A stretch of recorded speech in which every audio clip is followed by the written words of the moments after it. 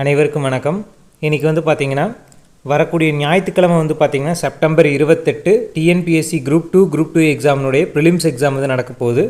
So இதற்காக general தமிழில் previous year question பார்க்க போகிறோம். அதாவது 2024 நடந்த ப்ரிலிம்ஸ் எக்ஸாமில் ஜென்ரல் தமிழ் பொது தமிழ் எப்படியெல்லாம் கேள்விகள் கேட்டிருந்தாங்க அப்படிங்கிறத நம்ம ஒரு லாஸ்ட் மினிட்டில் ஒரு ரிவிஷன் மாதிரி பார்ப்போம். ஸோ ஃபஸ்ட்டு பார்த்திங்கன்னா நிழல் போல தொடர்ந்தான், இது எவ்வகை ஓமை அப்படின்னு கேட்டிருக்கிறாங்க. ஸோ ஓமையை பேஸ் பண்ணி கேள்விகள் கேட்டிருக்கிறாங்க. நிழல் போல தொடர்ந்தான் அப்படிங்கிறது உரு ஓமை அப்படிங்கிறது இருக்குது சரியான விடை. அடுத்தது பின்வரும் ஓமைகளில் பொருத்தமான பொருளை தேர்வு செய்க அப்படின்னு கொடுத்துருக்காங்க. அதாவது எடுப்பார் கைப்பிள்ளை அப்படின்னு என்னென்னா யார் எதை சொன்னாலும் கேட்டு அப்படியே நடப்பவர், அதான் எடுப்பார் கைப்பிள்ளை அப்படின்னு சொல்லுவாங்க. அதே மாதிரி உள்ளங்கை நெல்லிக்கனி போல அப்படின்னா அதாவது வெளிப்படைத்தன்மை, உள்ளங்கையில் நெல்லிக்காயை வச்சோம் அப்படின்னா என்ன எப்படி இருக்கும், ஸோ வெளிப்படையாக இருக்கும் இல்லையா, அதாவது வெளிப்படைத்தன்மை அப்படிங்கிறது. அதே மாதிரி நெல்லிக்காய் மூட்டையை கொட்டினார் போல அப்படின்னு என்ன ஒற்றுமையின்மை குறிக்கக்கூடியது. இந்த ஓமை ஒற்றுமையின்மை குறிக்கக்கூடியது. நெல்லிக்காயில் இருக்கக்கூடிய மூட்டையை கொட்டணும் அப்படின்னா ஒவ்வொன்றும் ஒவ்வொரு பக்கம் உருண்டு ஓடும் இல்லையா, ஸோ அதான் ஒற்றுமையின்மை அப்படிங்கிறதுக்கு ஒரு ஊமையாக சொல்கிறாங்க. அடுத்தது அப்துல் நேற்று வருவித்தான் அப்படிங்கிறது எவ்வகை வாக்கியம் அப்படின்னு கொடுத்துருக்காங்க. ஸோ வருவித்தான் அப்படின்னா அது பிறவினை. அதே அப்துல் நேற்று வந்தான் அப்படின்னு கேட்டிருந்தாங்கன்னா அது தன்வினை. அதே வருவித்தான் அப்படின்னா மற்றவங்களை வர வச்சிருக்காரு, ஸோ அப்போ பிறவினை. அடுத்தது மாணாக்கர்களே உங்களுக்கு சீருடை இல்லையோ அப்படிங்கிறது எவ்வகை வினா அப்படின்னு சொல்லி கேட்டிருக்கிறாங்க. ஸோ நம்ம சிலபஸில் வினா விடை இதற்கான சிலபஸ் கொடுத்துருக்காங்க. ஸோ வினா 6 வகைப்படும், விடை 8 வகைப்படும். ஸோ அதில் மாணாக்கர்களே உங்களுக்கு சீருடை இல்லையோ அப்படிங்கிறது கொடை வினா. கொடை வினா அப்படின்னு என்னென்னா அதாவது எங்கிட்ட சீருடை இருக்குது, உங்கள்கிட்ட இருக்குதா அப்படிங்கிறத கேட்குறது தான். அப்போ சீருடை அதாவது கொடை வினா. நம்ம நம்மகிட்ட இருக்கிறத இன்னொருத்தவங்களுக்கு கொடுக்கறக்காக நம்ம கேட்டோம் அப்படின்னா அது கொடை வினா. அதே குழல் வினா அப்படின்னு என்னென்னா இப்போ ஒரு மளிகை கடைக்கு போகிறோம், ஸோ அங்கே சர்க்கரை இருக்கிறதா அப்படின்னு சொல்லி நம்ம கேட்குறோம். சர்க்கரை எதுக்கு வாங்குகிறோம், அங்கே நம்ம வாங்கிறதுக்காக தான் நம்ம அந்த சர்க்கரை இருக்கிறதா அப்படிங்கிறத ஒரு கேள்வியே கேட்குறோம். ஸோ அதான் குழல் வினா அப்படின்னு சொல்லி சொல்லுவாங்க. அதே மாதிரி அயவினா அப்படிங்கிறது என்னென்னா அதாவது ஒரு கவிதை. ஸோ இந்த கவிதை எழுதுனது பாரதியாரா பாரதிதாசனா, அப்துல் கலாமா அல்லது ஆப்ரஹாம் லிங்கனா அப்படிங்கிற ஒரு டவுட் வருது இல்லையா, அந்த டவுட் வந்துச்சு அப்படின்னாலே அது அயவினா. அதே மாதிரி ஏவல் வினா அப்படின்னு என்னென்னா ஸோ ஒருத்தவங்களை ஒரு வேலை செய்ய சொல்கிறோம். அதாவது அம்மா ஒரு பையனை கடைக்கு போக சொல்கிறாங்க. ஸோ அந்த பையன் ஏன் நீயே போக வேண்டியதானே, நீங்களே போக வேண்டியதானே அந்த மாதிரி சொன்னாங்க அப்படின்னா ஏவல் வினா அப்படின்னு சொல்லி சொல்லுவாங்க. அதே மாதிரி ஆசிரியர் மாணவர்கிட்ட கேட்டார் அப்படின்னா அது அறிவினா. ஏன்னா ஆசிரியருக்கு அந்த விஷயம் தெரிஞ்சிருக்கும், மாணவர்களுக்கு தெரியாது. அதனால தான் ஆசிரியர் மாணவர்கிட்ட ஒரு கேள்வி கேட்டார் அப்படின்னா அது அறிவினா. அதே மாணவர் ஒரு ஆசிரியர்கிட்ட கேட்டார் அப்படின்னா அது அறியாவினா அப்படின்னு சொல்லி சொல்லுவாங்க. வினா 6 வகைப்படும், விடை 8 வகைப்படும். அடுத்தது பின்வரும் கூற்றுக்களில் விடைக்கேற்ற வினாவை தேர்வு செய்க அப்படின்னு கொடுத்துருக்காங்க. ஸோ பரிவாதினி என்னும் வீணை பல்லவ மன்னன் மகேந்திரவர்மன் காலத்தில் இருந்ததாக கூறப்படுகிறது, இது விடை. இதற்கு எப்படி கேள்வி கேட்கலாம், ஸோ பல்லவ மன்னன் மகேந்திரவர்மன் காலத்தில் இருந்ததாக கூறப்படும் வீணை எது அப்படிங்கிறத இதற்கு சரியான விடை. அடுத்தது பின்வரும் சொல்லின் இலக்கண குறிப்பு கேட்டிருக்காங்க. உணர்த்தினன் அப்படிங்கிறது இலக்கண குறிப்பு கேட்டிருக்கிறாங்க. ஸோ தன்மை ஒருமை வினைமுற்று அப்படிங்கிறதா. உணர்த்தினன் அப்படிங்கிறது ஒரு வினைமுற்றாகவும் சொல்லலாம், அதே மாதிரி தன்மை ஒருமையாகவும் சொல்லலாம். உணர்த்தினன் அப்படிங்கிறது நம்மளை மட்டும்தான் சொல்கிறது, ஸோ அவங்க தான் சொல்கிறாங்க, அதான் தன்மை ஒருமை வினைமுற்று அப்படிங்கிறது. அடுத்தது 107 முறையான தொடர் அமைப்பினை குறிப்பிடுக அப்படின்னு கொடுத்துருக்காங்க. ஸோ ஒரு சென்டென்ஸ் இருக்கும், அதை நிறைய ஆப்ஷனில் ஷஃபில் பண்ணி கொடுத்துருப்பாங்க, அதை நம்ம சரியாக கேட்டிருக்கிறாங்க. ஸோ தமிழர்களின் தொன்மையான வீர விளையாட்டு ஏறுவு தழுவுதல் அப்படிங்கிறது சரியான சென்டென்ஸு. ஸோ மற்ற ஆப்ஷனை படித்து பார்த்தீங்கன்னா தமிழர்களின் வீர விளையாட்டு தொன்மையான ஏறு தழுவுதல், ஸோ அது ஒரு சென்டென்ஸ் மாதிரியே வராது, படித்து பார்த்தாவே நம்ம கண்டுபிடிச்சிடலாம். அடுத்தது 108வது ஸோ சொற்களை ஒழுங்குபடுத்தி சரியான குரல் வடிவம் உள்ள தொடரினை கண்டறிக அப்படின்னு கொடுத்துருக்குறாங்க. ஸோ கனைக்கொடிது யாழ்கோடு செவ்விது ஆங்கு அன்ன வினைப்படு பாலால் குழல், இது வந்து ஒரு திருக்குறள். ஸோ இது வந்து கொடுத்துருக்காங்க, இதையும் வந்து சஃபில் பண்ணி கொடுத்துருக்காங்க. ஸோ இது சரியான திருக்குறள். இதுக்கு வந்து நமக்கு திருக்குறள் தெரிஞ்சால் மட்டும்தான் இதற்கான ஆன்சரை வந்து நம்ம வந்து பண்ண முடியும். அடுத்தது அகரவரிசை கொடுத்துருக்குறாங்க. ஸோ ஃபஸ்ட்டு வந்து இதில் தாவரிசை, அதாவது தவப்பெருஞ்சுடர், அடுத்தது தாய்போல், தீ தீ து து, அதாவது தத்தா தித்தி துத்து, இந்த ஃபார்மேட்டில் வந்து கொடுத்துருக்குறாங்க அகரவரிசை. அடுத்தது வேர்ச்சொல் கேட்டிருக்கிறாங்க. நைந்தான் அப்படிங்கிறது வேர்ச்சொல் கேட்டிருக்கிறாங்க. நைந்தான் அப்படிங்கிறது வந்து நைந்து அப்படிங்கிறத வரும். நஞ்சு நஞ்சன் இதெல்லாம் வந்து வராது. ஸோ நைந்தான் என்பதன் வேர்ச்சொல் வந்து நைந்து அப்படிங்கிறது தான். அதே மாதிரி படி என்னும் வேர்ச்சொல்லின் தன்மை உண்மை எதிர்காலம் காட்டும் வினைமுற்று கேட்டிருக்கிறாங்க. சரியா, தன்மை ஒருமை எதிர்காலத்தை குறிக்கக்கூடிய, இதில் படிக்கிறேன் அப்படிங்கிறது இது நிகழ்காலத்தை குறிக்கக்கூடியது. அதே படித்தேன் அப்படின்னு கொடுத்துருக்காங்க இல்லையா, இது வந்து ஆல்ரெடி நான் படிச்சுட்டேன், அது வந்து கடந்த காலத்தை குறிக்கக்கூடியது. அதில் படிப்போம் படிப்பேன் இது ரெண்டில் தான் நமக்கு வந்து டவுட் வரும். இதில் படிப்போம் அப்படிங்கிறது வந்து நமக்கு ஒருமை கிடையாது, அது பன்மை. நம்ம 2-3 பேர் சேர்ந்து சொல்லக்கூடிய ஒரு பன்மை வார்த்தை இது படிப்போம் அப்படிங்க. அதே படிப்பேன் அப்படிங்கிறது தான் ஒருத்தரை மட்டும் குறிக்கக்கூடியது. ஸோ அப்போ ஆன்சர் டி, படிப்பேன் அப்படிங்கிறதா தன்மை உண்மை எதிர்காலம், அதாவது எதிர்காலத்தை காட்டக்கூடிய வினைமுற்றாக சரியான விடை இது. அடுத்தது சரியான பொருள் தரும் ஓரெழுத்து ஒரு மொழி கேட்டிருக்கிறாங்க. ஸோ இதில் மீ அப்படிங்கிறது வான் அப்படின்னு அர்த்தம். ஸோ மற்ற ஆப்ஷன் பார்த்தீங்கன்னா தேனா வந்து என்னென்னா கடவுள்னு வரும். சரியா, தேனா வந்து கடவுள் அப்படின்னு வரும். அதே மாதிரி நானா வந்து நாக்கு அப்படிங்கிறது மாதிரி வரும். ஓகேவா, அதே மாதிரி ஏ அப்படின்னா வந்து அம்பு அப்படின்னு வரும். ஸோ இது மூணுமே தப்பாக இருக்குது. மீ அப்படின்னா வான் அப்படின்னு கொடுத்துருக்காங்க. அடுத்தது ஓரெழுத்து ஒரு மொழி தான் வந்து கேட்டிருக்கிறாங்க. ஸோ இதில் பாருங்கள், பை அப்படின்னா வந்து இளமை அப்படிங்கிறது வரும். பை அப்படின்னா வந்து இளமை அப்படிங்கிறது வரும். மேனா வந்து அன்பு அப்படிங்கிறத வரும். அதே மாதிரி வைனா வந்து புல் அப்படின்னு வரும். து அப்படின்னா வந்து உன் அப்படின்னு வரும். நமக்கு ஓரெழுத்து ஒரு மொழி வந்து மொத்தம் வந்து 42 இருக்குது. ஸோ இதை வந்து பவனந்தி முனிவர் நன்னூலில் வந்து சொல்லியிருப்பார். ஸோ அதில் 40 எழுத்துக்கள் வந்து நெடில் எழுத்துக்கள், 2 எழுத்துக்கள் வந்து குறி எழுத்துக்கள் வந்து இருக்குது. மொத்தம் 42. Option D 4321.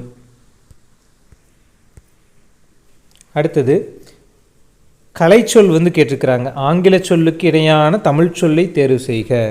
ஸோ ரெனைன்சஸ் அப்படின்னு என்னென்னா மறுமலர்ச்சி அப்படிங்கிறத. ரெனைன்சஸ் அப்படின்னா வந்து மறுமலர்ச்சி அப்படின்னு அர்த்தம். அதே ரிவைவலிசம் அப்படின்னா தான் மீட்டுருவாக்கம் அப்படின்னு அர்த்தம். ரிவைவலிசம்னா தான் மீட்டுருவாக்கம். ரெனைன்சஸ் அப்படின்னா வந்து மறுமலர்ச்சி அப்படிங்கிறதா வந்து வரும். அடுத்தது ஸோ ஓமையை வச்சு பொறுத்து கேட்டிருக்கிறாங்க. ஸோ பிழையான இணையை தேர்வு செய்க அப்படின்னு கொடுத்துருக்காங்க. ஸோ இதில் பாருங்கள், ஆயிரங்காலத்து பயிர் அப்படிங்கிறது நீண்ட காலத்திற்கு உரியதாக சொல்லுவாங்க. நம்ம கல்யாணத்தையெல்லாம் வந்து ஆயிரங்காலத்து பயிர் அப்படின்னு சொல்லுவாங்க. இது கரெக்டாக இருக்குது. அடுத்தது காணல் நீர், காணல் நீர் அப்படிங்கிறது இல்லாத ஒன்று. அடுத்து கம்பி நீட்டுதல் அப்படின்னா என்னென்னா விரைந்து வெளியேறுதல் அப்படின்னு அர்த்தம். அதே கல்லில் நார் உரித்தல் அப்படிங்கிறது ஆராய்ந்து பாராமல் கிடையாது. ஸோ இயலாத காரியம், இயலாத செயல் அப்படின்னு சொல்லலாம். ஸோ கல்லில் நார் உரிக்க முடியுமா? தென்னை மட்டையில் தான் நார் உரிக்க முடியும். ஸோ அது இயலாத செயல் அப்படிங்கிறது வரும். அப்போ இது தவறாக கொடுத்துருக்குறாங்க. Option A. அடுத்தது சந்திப்பிழையற்ற தொடரை தேர்வு செய்க அப்படின்னு கொடுத்துருக்காங்க. ஸோ இதில் கடற்கரையில் உப்பு காய்ச்சுதல் இக்கு வரணும். ஏன்னா அதாவது நிலைமொழியினுடைய முதல் எழுத்து இருக்கு இல்லையா, அதில் கேசா தேப்பா வந்துச்சு அப்படின்னா அதற்கு முன்னாடி இருக்கக்கூடிய வார்த்தையில் வந்து ஒற்று மிகும், காசா தேவை மிகும். ஸோ அப்போது காய்ச்சுதல் அப்படிங்கிறது காவா. ஸோ அப்போ இங்கே இக்கு வரணும், ஒற்று மிகும். அதே மாதிரி மலைப்பகுதிகளில் அப்படின்னு வந்திருக்குதா. ஸோ மலைப்பகுதிகள் அப்படிங்கிறது இங்கே காசா தேபா சொல்லியிருக்கிறோமா, காசா தேபா வந்துச்சுன்னா ஒற்று மிகும். அப்போ இங்கே பா வந்திருக்குது. ஸோ அப்போ இப்போ ஒற்று மிகும். அடுத்தது பயிர்கள், மலைப்பயிர்களும் இங்கேயும் பா வந்திருக்குது. அப்போ ஒற்று மிகும். அதே மாதிரி இங்கேயும் பா வந்திருக்குது. அப்போ நிலப்பகுதிகளில் இப்போ வந்து ஒற்று மிகும். அதே மாதிரி இங்கே தாவரிசை வந்திருக்குதா, கேசா தேபா. ஸோ அப்போ இத்து ஒற்று மிகும். அதே மாதிரி நடைபெறுகின்றன. ஸோ இந்த கேசா தேபா வச்சே வந்து பார்த்தோம்னா எங்கெங்கெல்லாம் வந்து ஒற்று மிகும் மிகாது அப்படிங்கிறத வச்சு நம்ம இந்த நிறுத்துக்கு சந்திப்பிழை அப்படிங்கிறத ஆன்சர் பண்ணிடலாம். அதே மாதிரி இரண்டாம் வேற்றுமை வந்து உறுப்பு வந்து வெளிப்படையாக வந்துச்சு அப்படின்னா அங்கேயும் வந்து ஒற்றுமிகும். அடுத்தது தவறான இணையை தேர்வு செய்க அப்படின்னு கொடுத்துருக்குறாங்க. ஸோ இதில் நகம் அப்படிங்கிறது வந்து மலை கரெக்டாக கொடுத்துருக்குறாங்க. பன்னகம் அப்படின்னா பாம்பு, கெந்தம்னா பற்கள் அப்படின்னு அர்த்தம். இதில் முரணி அப்படின்னா முரண்பாடு அப்படிங்கிறதுக்கு ஆப்போசிட் தான் வந்து உடன்பாடு அப்படிங்கிறது. அப்போ முரண் அப்படிங்கிறது வந்து ஆப்போசிட்டாக இருக்கிறது, இங்கே உடன்பாடுன்னு கொடுத்துருக்குறாங்க. ஸோ அப்போ இது வந்து தவறாக இருக்குது, ஆப்ஷன் ஏ. அடுத்தது பொறுத்துக கொடுத்துருக்குறாங்க, சங்க இலக்கியங்களை வச்சு கொடுத்துருக்குறாங்க. ஸோ முல்லைப்பாட்டை வந்து என்னென்னு சொல்லுவாங்க அப்படின்னா நெஞ்சாற்று படை அப்படின்னு சொல்லுவாங்க.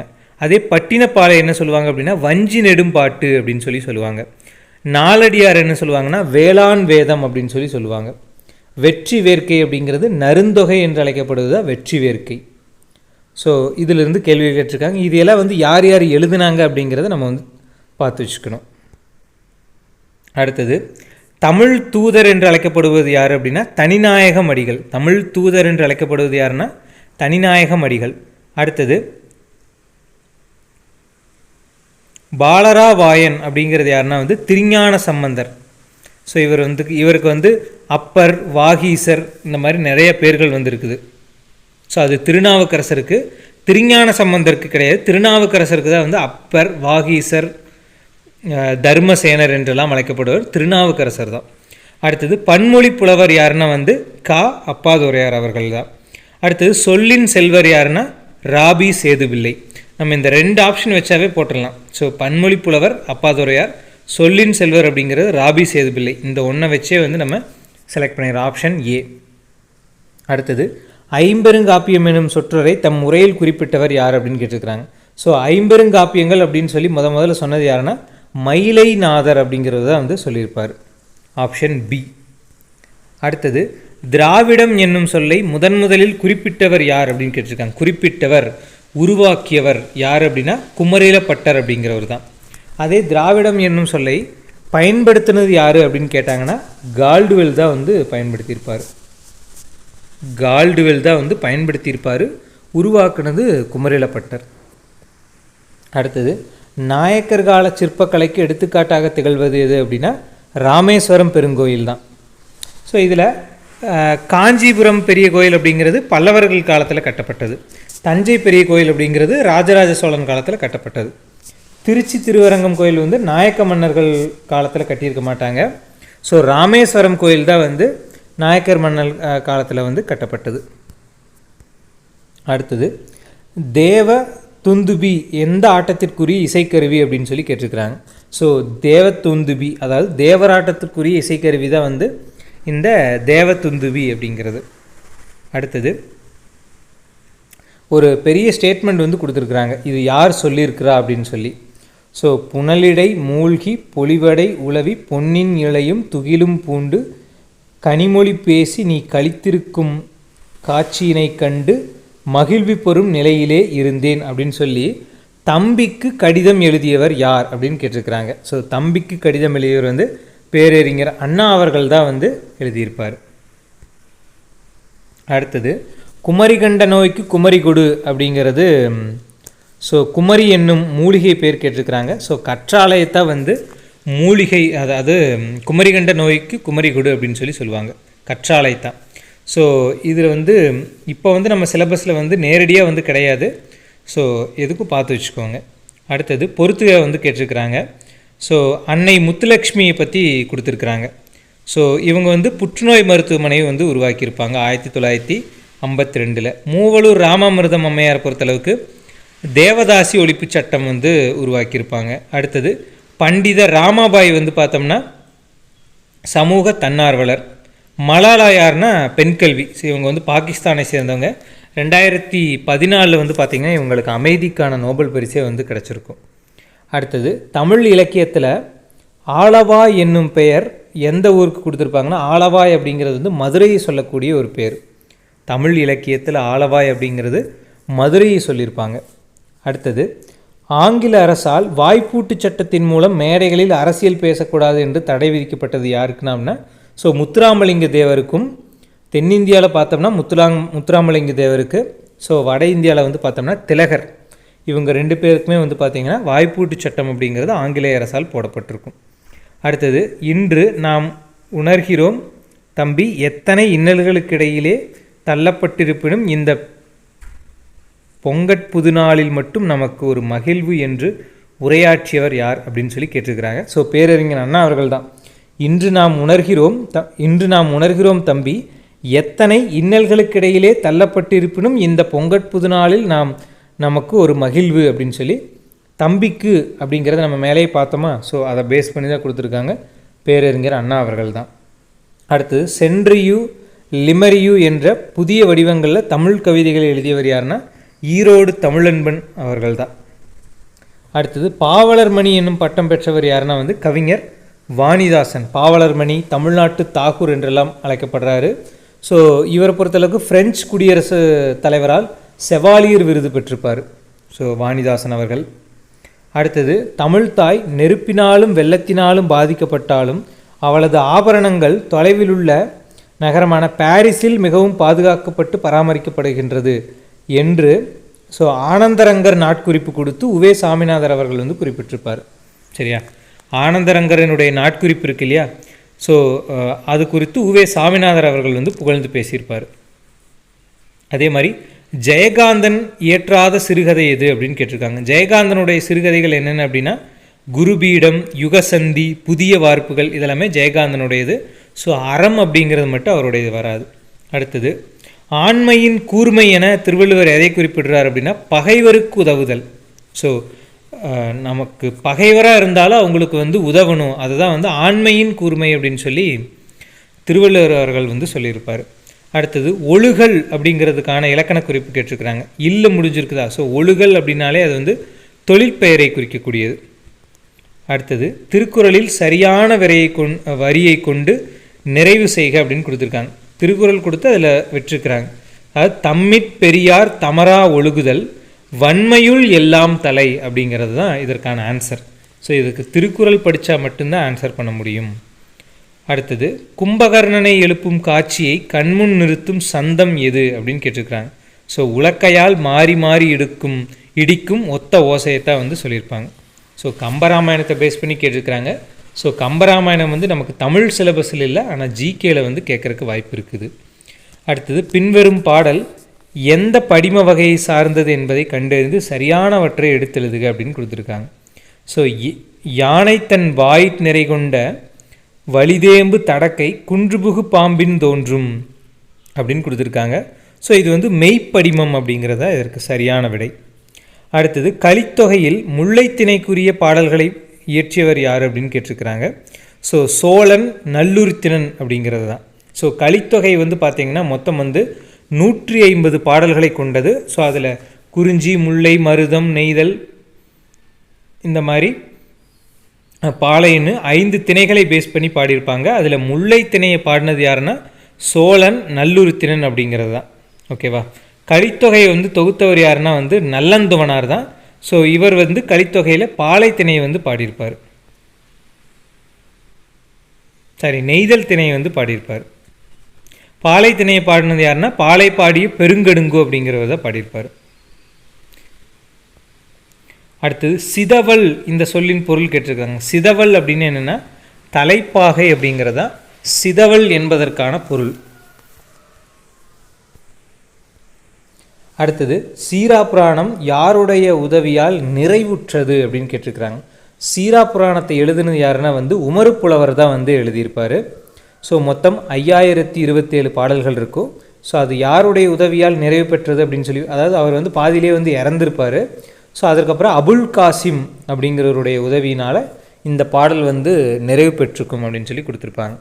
அடுத்தது, 2 அடிகள் கொண்ட டேசகையால் தொடுக்கப்படும் செய்யுள் வகை கன்னி அப்படின்னு சொல்லியிருக்கிறாங்க. ஸோ 2 அடிகள் கொண்ட எதுகையால் தொடுக்கப்படும் செய்யுள் தான் கன்னி அப்படின்னு சொல்லியிருப்பாங்க. ஓகேவா, ஸோ முதல் எழுத்து ஒன்றி வருவது வந்து பார்த்தோம்னா மோனை, 2ஆம் எழுத்து ஒன்றி வருவது வந்து எதுகை, இறுதி எழுத்தோ அல்லது சொல்லோ ஒன்றி வருவது இயைபு அப்படின்னு சொல்லுவாங்க. அடுத்தது, பொறுத்துக வந்து கொடுத்துருக்குறாங்க. ஸோ விசும்பு அப்படின்னா என்னென்னா வானம் அப்படின்னு அர்த்தம். துளை அப்படின்னா வந்து துலாக்கோல் அப்படின்னு அர்த்தம். கனல் அப்படின்னு என்னென்னா நெருப்பு. நம்ம அனல்னு சொல்கிறோம் இல்லையா, ஸோ கனல் அப்படின்னா நெருப்பு. அடுத்து களிறு அப்படின்னா என்னென்னா, களிறு அப்படின்னா யானைன்னு அர்த்தம். மறுப்பு அப்படின்னு என்னென்னா தத்தம் அப்படின்னு அர்த்தம். சரி, தந்தம். மறுப்பு அப்படின்னா தந்தம் அப்படின்னு அர்த்தம். Option A. அடுத்தது கீர்த்தனை அப்படிங்கிறது எந்த வகை பாடல்களில் ஒன்று அப்படின்னு கேட்டிருக்கிறாங்க. ஸோ கீர்த்தனைன்னு வந்தாலே நம்ம வந்து பக்தி இலக்கியம் அப்படிங்கிறத நம்ம வந்து யோசிப்போம். ஸோ அதற்காக தான் ஆப்ஷனில் வச்சுருக்கிறாங்க. ஸோ சங்க இலக்கியங்கள் என்னென்னு தெரியும், நீதி இலக்கியம். ஸோ இது வந்து 96 வகை சிற்றிலக்கியங்களில் ஒன்று தான் வந்து கீர்த்தனை அப்படிங்கிறது. Option D. அடுத்தது தெம்மாங்கு. ஸோ இதை பிரித்து எழுதணும் அப்படின்னா வந்து தேன் கூட்டல் பாங்கு அப்படிங்கிறதான் தெம்மாங்கு அப்படின்னு சொல்லி வரும். அடுத்தது எல்லில் தைலம் போல் எங்கும் நிறைபொருளை உள்ளில் துதித்தே உணர்வடைந்து போற்றீரே அப்படிங்கிறது. இதை எழுதுனது யார் அப்படின்னா வந்து இடைக்காட்டு சித்தர் அப்படின்னு சொல்லுவாங்க. ஸோ சித்தர்கள் வந்து இப்போ நம்ம வந்து கரண்ட்டில் சிலபஸில் வந்து இல்லை. ஸோ பார்த்துக்கோங்க. அடுத்தது திருப்பல்லாண்டு பாடியவர் யார் அப்படின்னா வந்து பெரியாழ்வார் அவர்கள் தான். திருப்பல்லாண்டு பாடியவர் வந்து பெரியாழ்வார். ஸோ பெரியாழ்வாரினுடைய வளர்ப்பு மகள் தான் வந்து ஆண்டாள் அவர்கள். அடுத்தது பெருமாள் திருமொழியை பாடினது யாருன்னா குலசேகர ஆழ்வார். அடுத்தது தர்மசேனர், அப்பர், வாகீசர் என்னும் பெயர்களை கொண்ட சைவ அடிகளார் யாருன்னா திருநாவுக்கரசர் தான். சைவ திருமுறைகளில் 4, 5, 6ஆம் திருமுறைகளை பாடியவர் தான் இந்த திருநாவுக்கரசர். அடுத்தது தமிழ் 3000 என்று அழைக்கப்படும் நூலை இயற்றியவர் யாருன்னு கேட்டிருக்கிறாங்க. ஸோ தமிழ் 3000 என்று அழைக்கப்படும் நூல் எதுனா திருமந்திரம். ஸோ இது இயற்றினது யாருன்னா திருமூலர் அவர்கள் தான். மொத்தம் 3000 பாடல்கள் வந்து பாடப்பட்டிருக்கும். ஸோ இது சைவ திருமுறைகளில் 10ஆம் திருமுறையாக அழைக்கப்படுகிறது. அடுத்தது காரிகை கற்று கவி பாடுவதிலும் பேரிகை கொட்டி பிழைப்பது மேல் அப்படிங்கிறது என்னென்னா, ஸோ கவிதை எழுதுவது அரிது அப்படிங்கிறதுக்கான ஒரு பழமொழியாக தான் வந்து சொல்கிறாங்க. காரிகை கற்று கவி பாடுவதிலும் பேரிகை கொட்டி பிழைப்பது மேல் அப்படிங்கிறது.